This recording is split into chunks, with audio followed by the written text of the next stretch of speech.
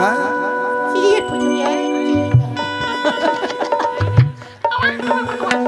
काहे खाती हाला घरे होता भौजाई कलिया राजगिरी सिंह गोविंदपुर गार्जियन की तरफ से बहुत सारा आशीर्वाद स्वागत अभिनंदन।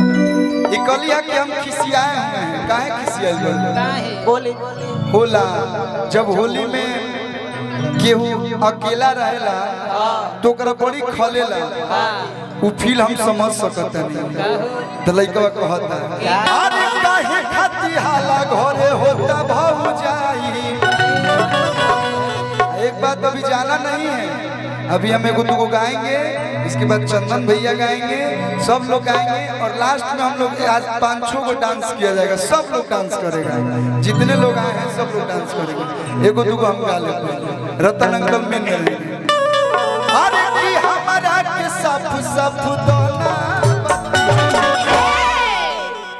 अरे किली ना होई माइक जो दिल में बबोली। साफ सुथरा बात बताओ, बोला साफ सुथरा बात बताओ कि तू यूपी जेबू या बिहार में रहोगे, मतलब तू हस्बैंड के साथ रहोगे कि देवर के साथ? बोला मैं किसी के साथ नहीं रहूंगी। तब हमारे साथ रह जाइए। हाँ ये भी लहुरा देवर है। ठीक है भैया, आपके साथ बिल्कुल होंगे। आप तो भाई बहन घर पे ही जाएंगे। नहीं नहीं नहीं हो सकता है। काहे भाई ना कहने ये हो नहीं सकता। भले कही तो हमके लोफर तकलीफ ना होई, बाकी भाई कब हमरा के ठीक ना होई। अरे किली ना होई माइक जो दिल में बबोली। तई कहतारी कि मार मरदा के गोली, मार मरदा के गोली चलन जोरे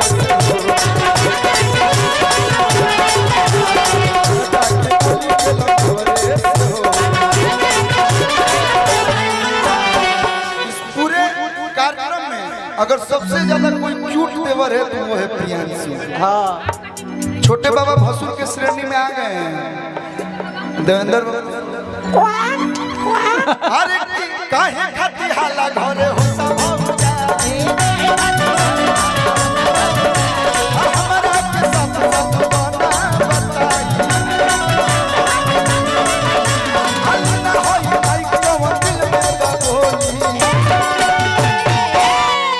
एक बार फिर पूछा तनी तू बड़का के साथ रहबू कि है छोटका के साथ रहबू? बड़का है कौन? बड़का है ना, बड़का लड़का है। बड़का लड़का है, बड़का लड़का है और छोटका जो है वो मोटका है। कि मार मरदा के गोली,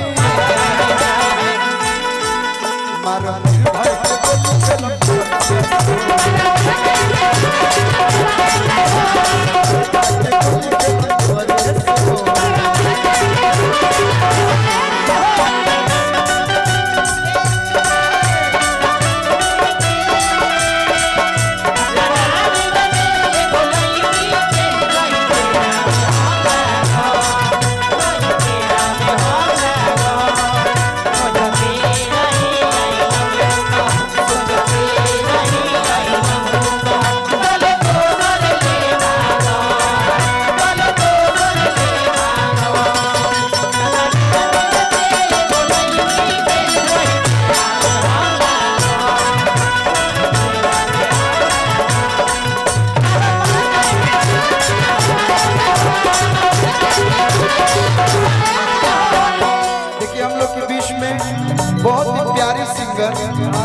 शिवानी सिंह। शिवानी सिंह जी के लिए एक बार जोरदार ताली बजा के आप लोग स्वागत कर दीजिए। गए के बाद गाँव समाज झूठल, गाँव जवार झूठल, झूठल बा समाज हो।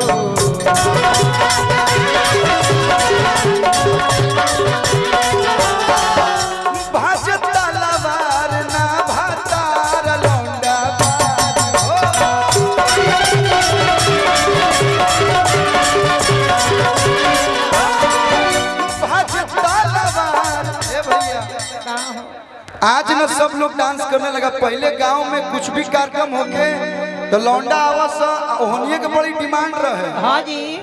आज न सब आ गया, फैशन आगे चलो, लेकिन आजो लौंडा नाच के बड़ी शोर है। हाँ अरे की भाजता लवा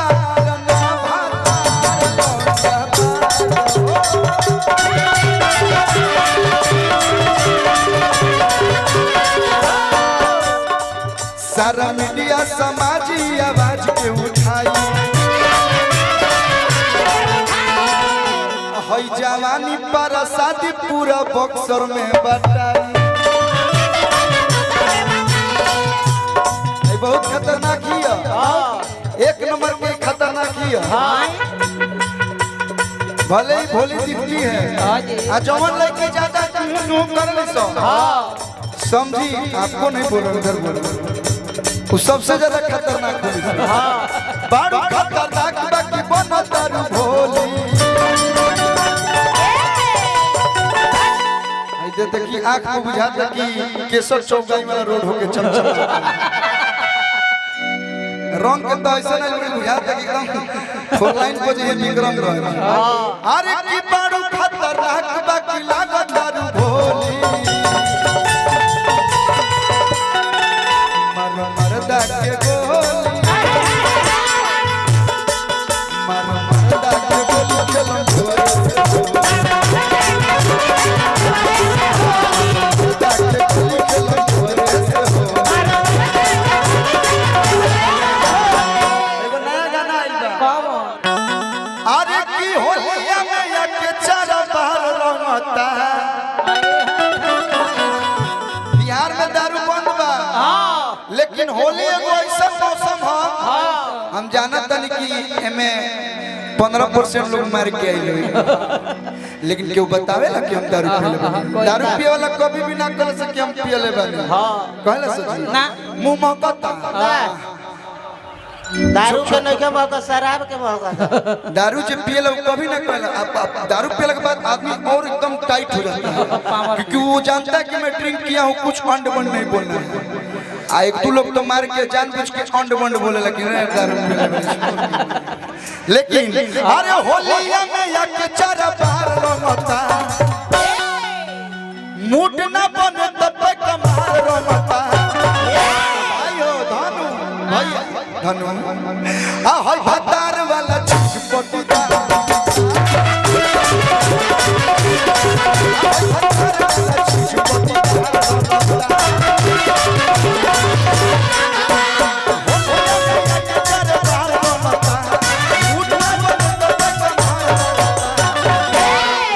भतार वाला चीज पटीदा।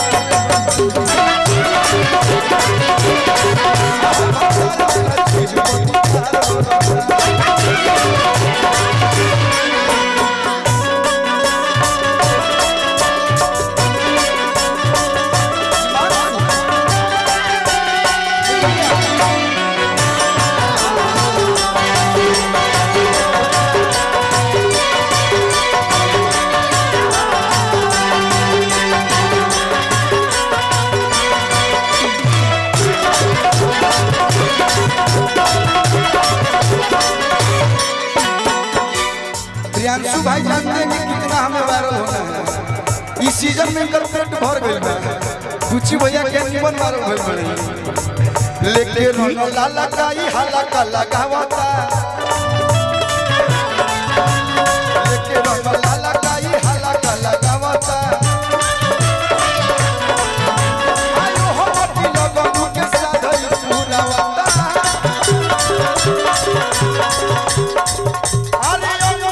बोले बोले पार रमता। अमृत से बोले बोले पार रमता। उधर देवेंद्र बाबा बैठे हैं। आ देवेंद्र बाबा फोकस मार रमता। आजकल तो इंचियो टेप के जरूरत नहीं, कि ऑटोमेटिक आ गई बा। आ होय भतार वाला चीज पटीदा।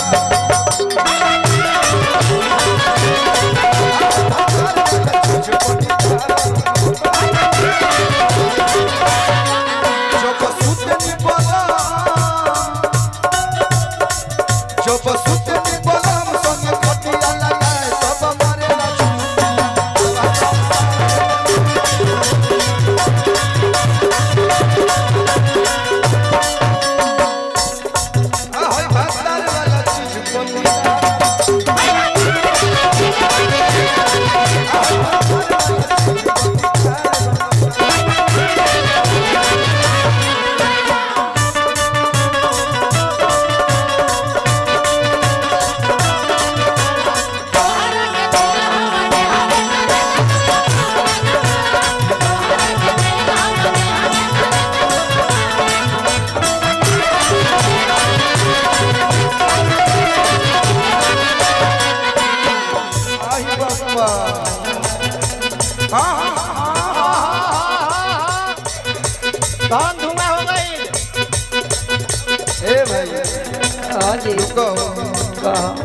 उड़ाई ए बार अपना तो बुझाता आज बुझाता ये बुच्ची भैया ये कौन सी बात करता रही